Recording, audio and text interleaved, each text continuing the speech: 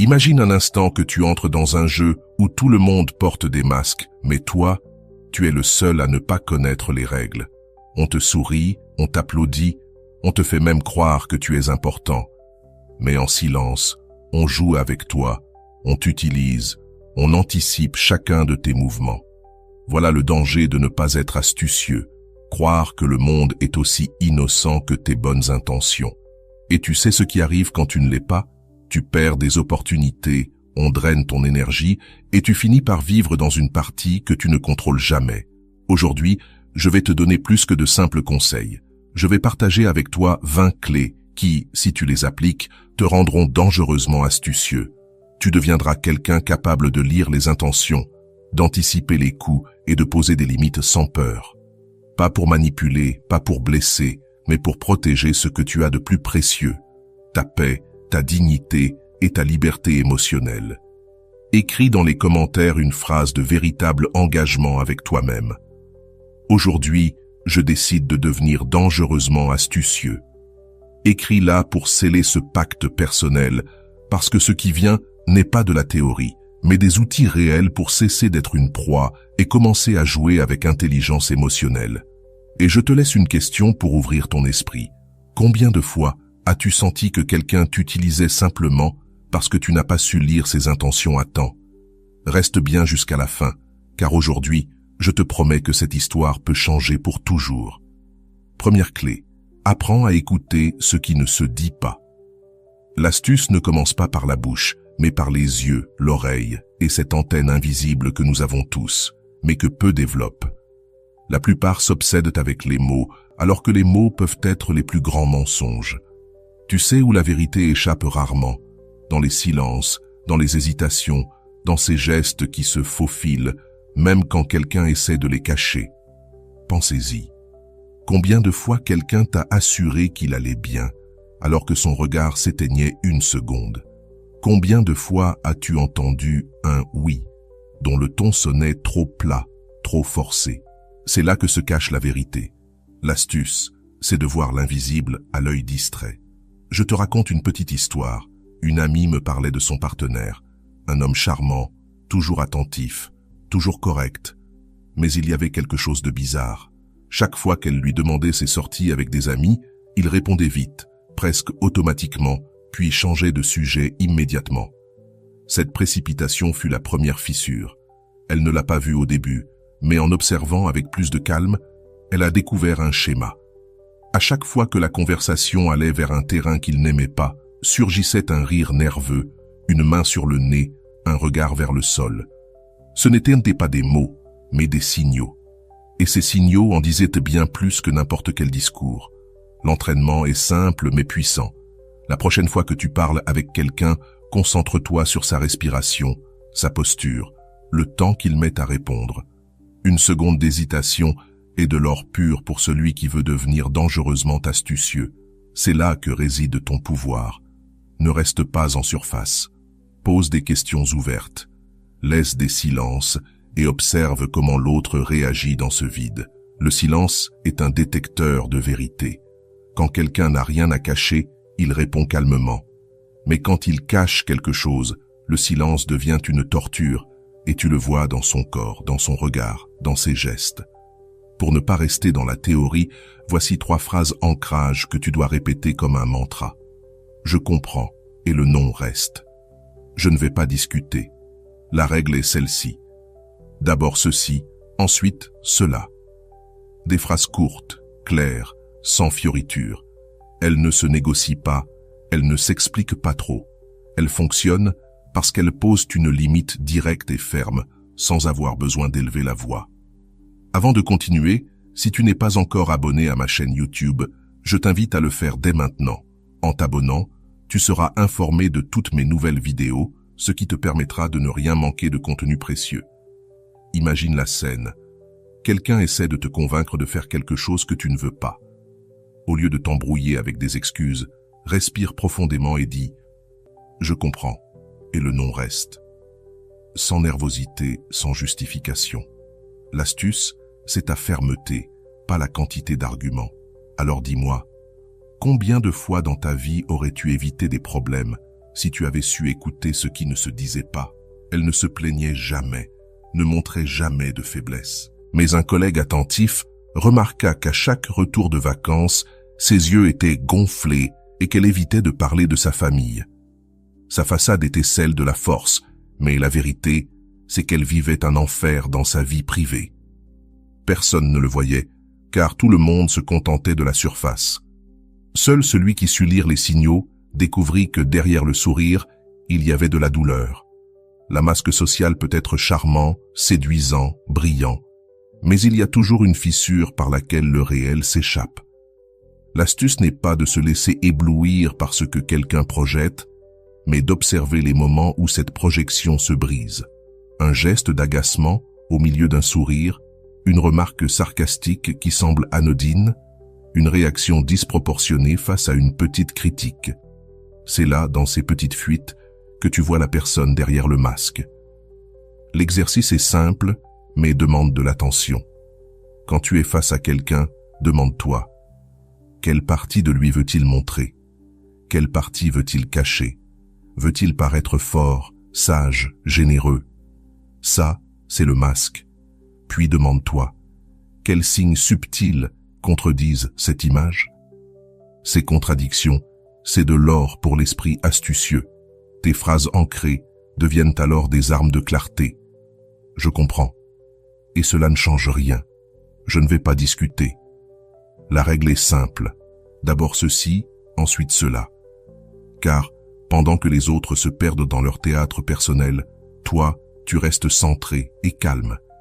Quelqu'un m'a dit un jour, « Le plus dangereux, ce n'est pas que les gens mentent, mais qu'ils jouent si bien leur rôle que tu ne soupçonnes rien. » Voilà pourquoi l'astuce ne consiste pas à se méfier de tout le monde, mais à ne rien prendre pour acquis. Observer, comparer, douter un peu. Voilà la vraie protection contre la naïveté. Et je te pose une question qui fait réfléchir. Combien de masques as-tu acceptés comme des vérités absolues dans ta vie? Reconnaître cela fait mal, mais c'est libérateur, car tes yeux s'ouvrent et tu évites de tomber à nouveau dans la même trappe. Si un jour tu as découvert une vérité cachée derrière un sourire, écris dans les commentaires « Je ne me laisse plus tromper par les masques ». Cela scellera ton engagement envers ta nouvelle astuce. N'oublie pas non plus de liker et de t'abonner, car ce qui vient va t'apprendre à maintenir ce pouvoir dans ton quotidien. 5e clé, maîtrise l'art du silence stratégique. Beaucoup croient qu'être astucieux, c'est parler beaucoup, donner de longues explications, ou toujours avoir le dernier mot. En réalité, le silence bien utilisé est plus puissant que 1000 discours. Le silence dérange, il révèle. Il place l'autre face à lui-même sans que tu n'aies à dire un mot. Quand quelqu'un tente de te manipuler, il attend une réaction immédiate. Il veut que tu te justifies, que tu discutes, que tu t'emmêles dans ses arguments. Mais si tu gardes le silence, si tu ne donnes pas la réaction attendue, toute sa stratégie s'effondre. Le silence devient un miroir qui lui renvoie sa propre intention. Regarde l'histoire de Teresa. Sa chef essayait toujours de lui coller des tâches qui ne lui appartenaient pas, sous couvert de longs discours sur l'équipe, la collaboration et la confiance. Teresa, avant, se justifiait. « D'accord, mais j'ai beaucoup de travail, je vais essayer. » Ce qui la piégeait. Jusqu'au jour où elle décida de tenter autre chose. Elle écouta tout le discours, puis resta simplement silencieuse. Sa chef, mal à l'aise, répéta ses phrases, éleva le ton, et, face au silence, finit par se contredire elle-même. Le silence de Teresa fut la fissure par laquelle la manipulation s'écroula. Car le silence n'est pas de la passivité, c'est une stratégie. Il laisse l'autre s'épuiser, dévoiler ses véritables cartes, se trahir par excès de parole. Toi, tu observes.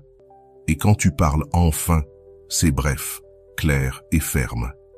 Tes phrases ancrées deviennent alors comme une estocade après le silence. Essaie-le. La prochaine fois que quelqu'un t'impose quelque chose d'injuste, garde quelques secondes de silence. Observe son inconfort dans ce vide. Puis, réponds calmement, sans fioriture. Tu verras la dynamique changer et ton pouvoir grandir. 6e clé, Protège ton énergie comme si c'était de l'or. Une personne astucieuse ne se disperse pas dans toutes les batailles. Elle ne donne pas son attention à n'importe qui. Elle sait que son énergie émotionnelle, mentale et physique est limitée et que la gaspiller pour ceux qui ne la valorisent pas revient à verser de l'eau dans un désert sans fin. La naïveté te pousse à trop donner. L'astuce, elle, t'apprend à choisir où investir. Prends l'exemple de Julio. C'était l'homme toujours disponible. Il écoutait les amis qui ne l'appelaient que pour se plaindre, prêtait de l'argent qu'on ne lui rendait jamais, réglait des problèmes familiaux qui ne le concernaient pas. À la fin de la journée, il était épuisé, de mauvaise humeur, et avec l'impression que personne ne ferait jamais pareil pour lui. Un jour, il en eut assez. Il changea les règles du jeu. Il commença à dire « je ne peux pas », à disparaître des conversations qui le vidaient. Étrangement, beaucoup de ses soi-disant amis cessèrent de le chercher. La leçon était claire. Il ne l'avait jamais voulu pour ce qu'il était, mais pour ce qu'il donnait. Être astucieux, c'est repérer les voleurs d'énergie et leur fermer la porte. Tes phrases d'ancrage t'y aident encore. Je comprends, et cela ne change rien. Je ne vais pas discuter. La règle est simple. D'abord ceci, ensuite cela. Fais cet exercice simple. Pendant une semaine, chaque soir, trace 2 colonnes. Dans la première, note les personnes et situations qui t'ont donné de l'énergie. Dans la seconde, celles qui te l'ont volée. Après 7 jours, tu auras une carte claire de tes pertes vitales. Ton astuce sera alors de protéger la première colonne et de réduire la seconde au minimum. Alors réfléchis, à qui offres-tu aujourd'hui ton énergie alors qu'il ne mérite même pas une étincelle de celle-ci? Le reconnaître peut faire mal, mais c'est libérateur. Car poser une limite, ce n'est pas perdre, c'est gagner de l'espace pour toi, pour ta croissance, pour ce qui compte vraiment. Si cette idée t'a parlé, écris dans les commentaires « Mon énergie est à moi, je ne la donne pas ». Ce sera ton premier acte d'astuce consciente. Comprendre que rien dans la vie n'est totalement gratuit est une leçon essentielle. Beaucoup de personnes offrent leur aide, leur compagnie ou leur soutien, mais en réalité, elles attendent souvent quelque chose en retour, même si elles ne le disent jamais à voix haute. La naïveté, c'est croire que tout ce que tu reçois est pur et désintéressé. L'astuce, au contraire, c'est savoir que chaque geste peut cacher une facture émotionnelle. Laisse-moi te partager une micro-histoire. Martha avait une voisine qui lui apportait régulièrement du pain frais en lui disant « C'est pour toi, parce que je t'aime bien ». Martha, reconnaissante, commença à lui faire confiance. Mais un jour, cette voisine lui demanda de signer comme témoin dans une affaire légale qu'elle ne comprenait pas vraiment. « Ce n'est qu'un petit service », dit-elle. C'est à ce moment-là que Martha comprit le piège. Ces cadeaux avaient un prix silencieux. La véritable astuce, c'est remercier ce que tu reçois, oui, mais en même temps te demander « Qu'y a-t-il derrière ce geste ?» Le prix caché n'est pas toujours matériel, parfois il est émotionnel. Cette personne qui t'écoute pendant des heures ne le fait pas toujours par pure empathie. Elle attend peut-être que tu portes ensuite son propre fardeau. Ou ce collègue qui t'aide avec enthousiasme, mais qui ensuite veut partager les mérites de réussite qui ne sont pas les siennes. La clé, c'est reconnaître que chaque action peut cacher un intérêt. Et c'est là que tes phrases ancrage deviennent ton bouclier. Je comprends, mais le non reste. Je ne vais pas discuter. La règle est la suivante. D'abord ceci, ensuite cela. Ces phrases coupent la manipulation avant qu'elle ne s'installe. Fais cet exercice. Pendant une semaine, chaque fois que quelqu'un t'offre quelque chose d'inattendu, demande-toi « Que se passerait-il si je ne rendais jamais ce geste ? Serait-il ou elle toujours aussi aimable ?» Si la réponse est non, tu as déjà découvert le prix caché. Et voici une réflexion pour toi. Combien de fois as-tu accepté quelque chose qui semblait un cadeau pour découvrir ensuite que tu étais enchaîné à une obligation? Voilà la trappe que l'astuce désactive. Si tu t'es reconnu dans cela, écris en commentaire « Je n'accepte pas de faveur avec des chaînes ». 9e clé, apprends à détecter le chantage émotionnel déguisé en amour. C'est l'un des jeux les plus dangereux parce qu'il se cache derrière des phrases douces, des gestes de tendresse ou des attitudes qui semblent affectueuses, mais qui ne sont que des chaînes invisibles. Le chantage émotionnel, c'est cette voix qui dit « Si tu m'aimais, tu ferais ça pour moi » ou encore « Après tout ce que j'ai fait pour toi, Comment peux-tu me refuser? Micro-histoire. Lucia. Sa mère lui répétait sans cesse « J'ai tout sacrifié pour toi, alors maintenant, tu dois être à mes côtés chaque fois que je te le demande. » Au début, Lucia voyait cela comme de l'amour et de la gratitude. Mais avec le temps, elle comprit que ce sacrifice était une excuse parfaite pour la contrôler, limiter sa liberté et manipuler ses décisions. Le véritable amour ne se facture pas, il n'impose pas de dette cachée. L'amour qui fait du chantage est simplement un déguisement du contrôle. L'astuce, ici, c'est de ne pas te laisser piéger par la culpabilité, car c'est la monnaie préférée du manipulateur, te faire croire que tu es toujours en dette. Si tu veux être dangereusement astucieux, tu dois t'entraîner à entendre ces phrases sans réagir avec docilité. Respire, observe et réponds avec clarté. Je comprends, mais le non reste. Cette simple ligne brise le cycle parce qu'elle montre que tu refuses d'acheter la dette qu'on essaie de t'imposer. Et ce chantage ne se limite pas à la famille. On le retrouve aussi dans les couples, les amitiés et même au travail. Ce patron qui te dit « Sans toi, je ne pourrais pas gérer ce bureau » est en réalité en train de dire « Fais ce que je te demande » sans discuter. Cet ami qui se fâche si tu ne l'appelles pas chaque jour ne montre pas de l'affection, mais de la dépendance. Exercice pratique. Chaque fois que quelqu'un te dit une phrase qui te génère de la culpabilité, écris-la. Relis-la ensuite comme si tu étais un spectateur neutre. Demande-toi, cette phrase cherche-t-elle ma liberté ou cherche-t-elle à me contrôler? Ce filtre te donnera la clarté nécessaire pour couper les chaînes invisibles. Et rappelle-toi encore tes phrases ancrage. Je comprends, mais le non reste. Je ne vais pas discuter. La règle est la suivante. D'abord ceci, ensuite cela. Des phrases courtes, fermes, sans espace pour la manipulation. Je te pose une question. Combien de fois as-tu confondu chantage et amour? Reconnaître cette différence peut faire mal, mais c'est le début de ta vraie liberté émotionnelle. 10e clé. Ne livre jamais ton plan complet.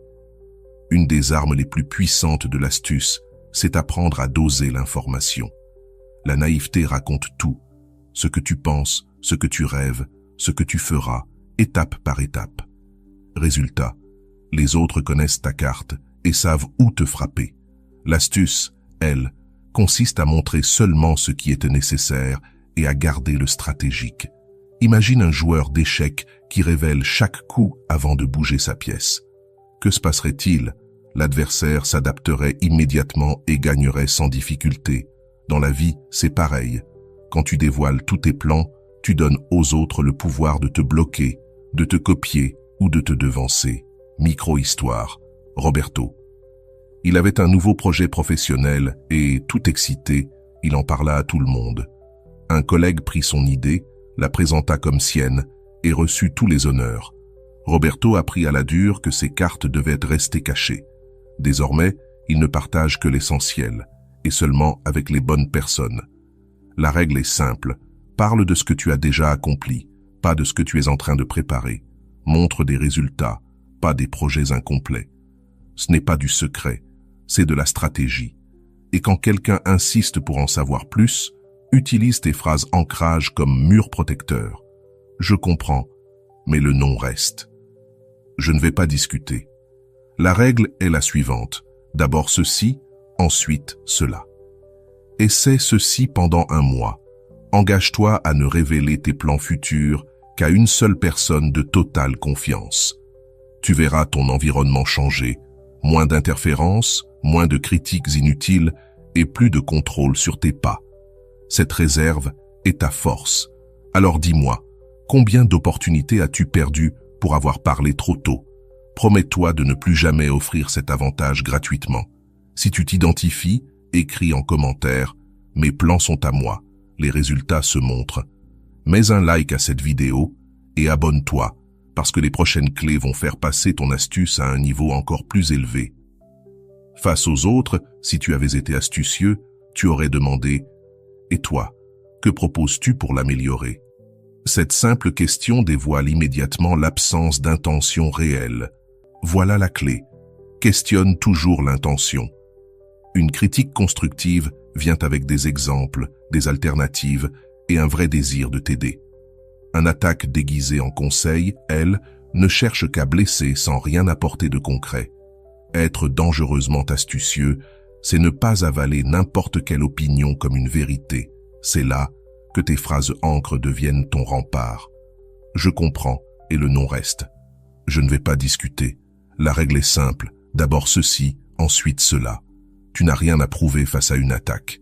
Si la critique n'a pas de substance, laisse-la tomber comme une pierre dans l'eau, sans écho, sans poids. Fais l'exercice pratique. Pendant 3 jours, écoute toutes les critiques que tu reçois et classe-les en 2 groupes. Celles qui t'ont donné une idée pour grandir et celles qui n'ont fait que te rapetisser. Tu verras que le second groupe est bien plus grand que tu ne l'imaginais. Voilà la preuve que tu as besoin de ton filtre astucieux. Maintenant, pose-toi cette question. Combien de fois as-tu laissé un commentaire malveillant ruiner ta confiance?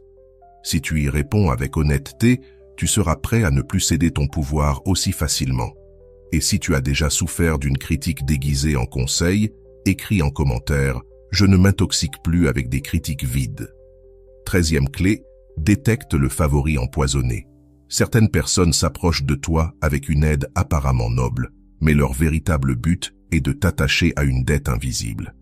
Elles maquillent leurs gestes en générosité, alors qu'au fond, elles veulent faire de toi le prisonnier de leur faveur. Être dangereusement astucieux, c'est savoir distinguer le favori pur du favori qui cache une chaîne.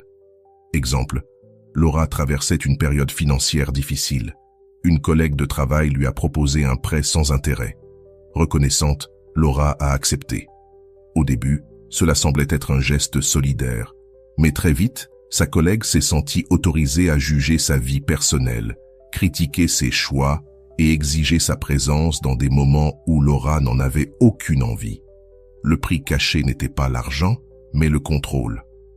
La règle est simple. Dès qu'un favori s'accompagne de conditions explicites ou implicites, il cesse d'être une aide pour devenir un piège. L'ingénu accepte aussitôt, l'astucieux observe et se demande « Que cache ce geste ? Qu'attend vraiment cette personne de moi ?» Tes phrases ancres restent ton antidote. Je comprends. Et le non reste. Je ne vais pas discuter. La règle est simple. D'abord ceci, ensuite cela. Parce qu'un favori sincère n'a pas besoin de contrat caché.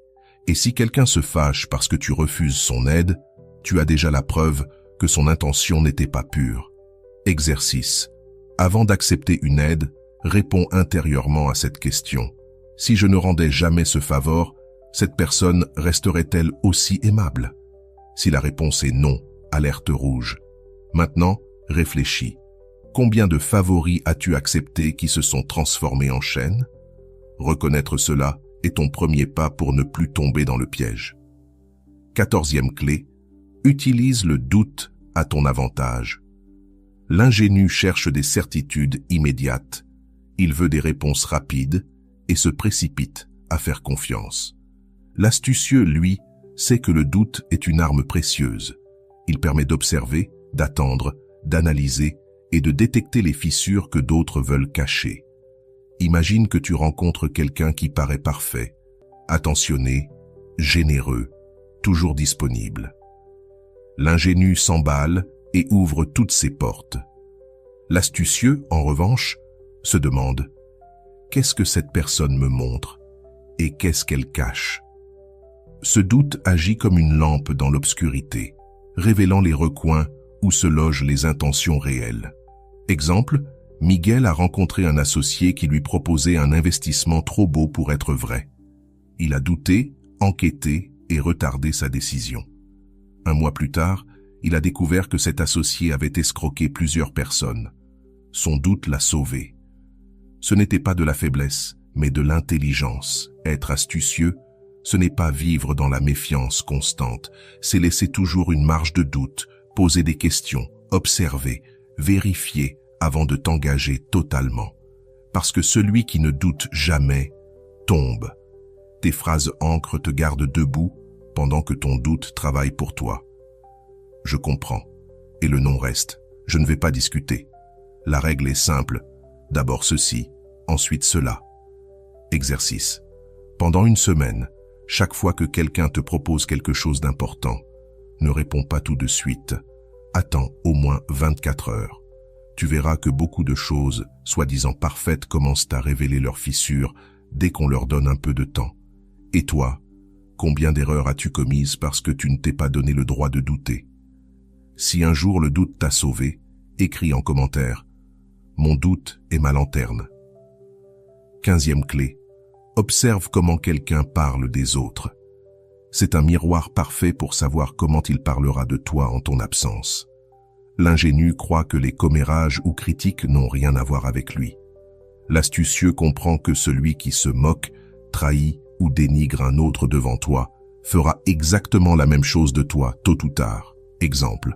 Sophia avait une amie qui lui confiait sans cesse les secrets des autres. « Je te le dis parce que je te fais confiance, mais ne le répète à personne. » Sophia se sentait privilégiée, jusqu'au jour où une tierce personne lui révéla que cette amie partageait aussi ses propres confidences avec d'autres. La règle est claire. Celui qui est déloyal en ta présence le sera aussi dans ton absence. L'oreille astucieuse n'écoute pas seulement le contenu mais l'intention. Cette personne veut-elle m'avertir, m'aider ou semer la discorde? Exercice. Pendant 3 jours, écoute attentivement comment les gens parlent de ceux qui ne sont pas là. Puis demande-toi, qu'est-ce que cela dit d'eux-mêmes? Tu obtiendras une carte précise de qui mérite ta confiance et qui non. 16e clé. Ne répète pas tes faiblesses en public. L'ingénu confond vulnérabilité et transparence totale. Il finit par livrer son talon d'Achille à n'importe qui. L'astucieux, lui, partage juste ce qu'il faut, au bon endroit et avec la bonne personne. Parce que trop en dire, c'est comme donner la clé de ta maison au premier inconnu. Exemple. Andrés confiait à ses collègues qu'il avait du mal à parler en public. Au début, il se sentait soutenu, mais bientôt, certains se moquèrent de lui en réunion. D'autres lui donnaient volontairement les présentations les plus difficiles pour l'exposer. Sa faiblesse était devenue une arme contre lui. La leçon est claire. Tes blessures ne sont pas à exposer partout. Choisis soigneusement à qui tu confies ta fragilité. Ce que tu dis de toi peut se transformer en scénario que d'autres utiliseront pour te manipuler. Tes phrases ancres sont encore ton bouclier. Je comprends, et le non reste. Je ne vais pas discuter. La règle est simple, d'abord ceci, ensuite cela. Exercice. Écris sur un papier 3 faiblesses que tu répètes souvent aux autres. Décide qui mérite vraiment de les connaître, et pendant 1 mois, évite de les répéter devant ceux qui n'ont pas à avoir cet accès. Tu verras que ton silence stratégique accroît ton pouvoir. Et toi, combien de fois quelqu'un a-t-il utilisé contre toi ce que tu avais révélé avec confiance? Reconnaître cette douleur est difficile, mais c'est aussi le premier pas pour te protéger. Si tu as déjà senti que ta sincérité a été retournée contre toi, écris en commentaire. Mes faiblesses ne sont plus publiques. Mets un like à cette vidéo et abonne-toi, car ce qui vient ensuite va t'apporter encore plus de contrôle sur tes relations et sur ta vie. Détecte l'exagération comme une tactique de manipulation. Beaucoup de personnes, lorsqu'elles veulent te convaincre de quelque chose, ne se limitent pas à donner des faits ou des raisons. Elles gonflent l'histoire, ajoutent du drame ou transforment quelque chose de petit en quelque chose d'énorme. L'ingénu se laisse porter par l'émotion du récit. L'astucieux, en revanche, comprend que l'exagération n'est souvent qu'un écran de fumée pour cacher une véritable intention. Laisse-moi te partager une micro-histoire. Karina avait un collègue qui demandait toujours de l'aide au travail. Mais il ne disait jamais simplement « J'ai besoin de soutien sur ce rapport ». Non, il ajoutait du drame. « Si tu ne m'aides pas, tout le projet s'effondre, je vais être licencié et ce sera de ta faute ». Ce niveau dramatique n'était pas réel, c'était une stratégie pour la forcer à céder. Quand Karina l'a compris, elle a commencé à répondre avec calme « D'abord ceci, ensuite cela ». Cette simple phrase a coupé court au chantage déguisé en urgence. L'exagération ne se trouve pas seulement dans les mots, mais aussi dans les gestes. Celui qui s'indigne toujours trop, celui qui pleure à l'excès, celui qui peint des scénarios catastrophiques pour que tu prennes des décisions hâtives. L'ingénu tombe dans le piège. L'astucieux, lui, attend que la mousse retombe et analyse la situation réelle. Fais un exercice. La prochaine fois que quelqu'un te présente un problème avec trop de dramatique, écris sur une feuille ce qu'il a dit, puis réécris-le en retirant les adjectifs et les exagérations. Tu découvriras avec surprise que ce qui paraissait une montagne n'est en réalité qu'une colline. Et souviens-toi toujours de ta phrase ancrée. Je comprends, mais cela ne reste pas. Je ne vais pas discuter. La règle est simple. D'abord ceci, ensuite cela. Il n'y a pas de meilleur antidote contre l'exagération qu'une réponse ferme et sereine. Maintenant, laisse-moi te poser une question. Combien de décisions précipitées as-tu prises simplement parce que quelqu'un t'avait peint le pire scénario possible? L'astuce consiste à ne jamais laisser la peur des autres diriger ta vie. 11e clé, comprends que l'excès de compliments peut être une arme. Tous ceux qui t'encensent ne cherchent pas forcément à te motiver. Bien souvent, ils le font pour t'attendrir, pour que tu baisses ta garde et acceptes des choses que tu aurais refusées dans un autre contexte. L'ingénu se nourrit de mots doux. L'astucieux, lui, remercie, mais traduit chaque compliment dans son véritable langage, l'intention. Je vais te raconter la micro-histoire de Sergio. Un vendeur a commencé à lui dire « Vous êtes un client très spécial, avec un œil incroyable pour les bons produits. Peu de gens ont votre intelligence pour choisir. » Sergio, flatté, a fini par acheter un service hors de prix dont il n'avait pas besoin. Plus tard, il a compris que ces éloges n'étaient pas une reconnaissance sincère, mais un appât pour l'attraper. L'excès de compliments fonctionne comme une clé émotionnelle. Il ouvre ta confiance et t'amène à dire « oui » sans réfléchir. Mais la vraie astuce consiste à recevoir l'éloge avec sérénité, sans le laisser influencer ton centre de décision. Une chose est de valoriser une reconnaissance. Une autre est de se laisser manipuler par elle. Voici une pratique. La prochaine fois que quelqu'un t'adresse un compliment exagéré, ne réponds pas immédiatement « oui » à sa demande suivante. Respire, garde le silence et observe si l'éloge est gratuit ou s'il est attaché à une requête. Si c'est le second cas, tu auras découvert le piège. Et là encore, tes phrases ancrées sont ton frein parfait. Je comprends, mais cela ne reste pas. Je ne vais pas discuter. La règle est simple, d'abord ceci, ensuite cela. Grâce à elle, tu gardes le contrôle, même au milieu d'une mer de compliments. Alors, réfléchis. Combien de fois quelqu'un t'a flatté juste pour t'imposer une dette émotionnelle ou financière? L'astuce est de ne pas laisser les mots doux ôter ta clarté. Et si un jour tu as découvert un compliment avec une double intention, écris en commentaire « Les éloges ne m'achètent pas ». Mets un like à cette vidéo et abonne-toi, car les 2 dernières clés vont te donner le bouclier final pour devenir dangereusement astucieux. 19e clé, reconnais l'arme du silence des autres. Tout comme toi, tu peux utiliser le silence de manière stratégique. D'autres s'en servent aussi comme un outil de manipulation. Ils ne disent rien exprès pour créer en toi de l'anxiété, pour que tu sois celui qui comble le vide en t'expliquant, en te justifiant ou en demandant pardon pour une faute que tu n'as même pas commise. Écoute cette micro-histoire. Pilar, chaque fois qu'elle se disputait avec son compagnon, faisait face à son silence. Il ne répondait pas. Il se taisait des heures, parfois des jours. Pilar, désespérée, finissait par s'excuser et céder, même si elle n'avait rien fait de mal. Avec le temps, elle a compris que ce silence n'était pas de l'indifférence, mais une arme de contrôle. Son ingénuité la faisait tomber dans le piège. Sa nouvelle astuce fut d'apprendre à résister au silence sans paniquer. La clé, c'est de comprendre que tu n'as pas la responsabilité de remplir ce vide. Respire, tiens bon, attends. Celui qui utilise le silence comme arme se démasque tout seul lorsqu'il ne parvient pas à te soumettre. Encore une fois, tes phrases ancrées agissent comme un bouclier. Je comprends, mais cela ne reste pas. Je ne vais pas discuter. La règle est simple.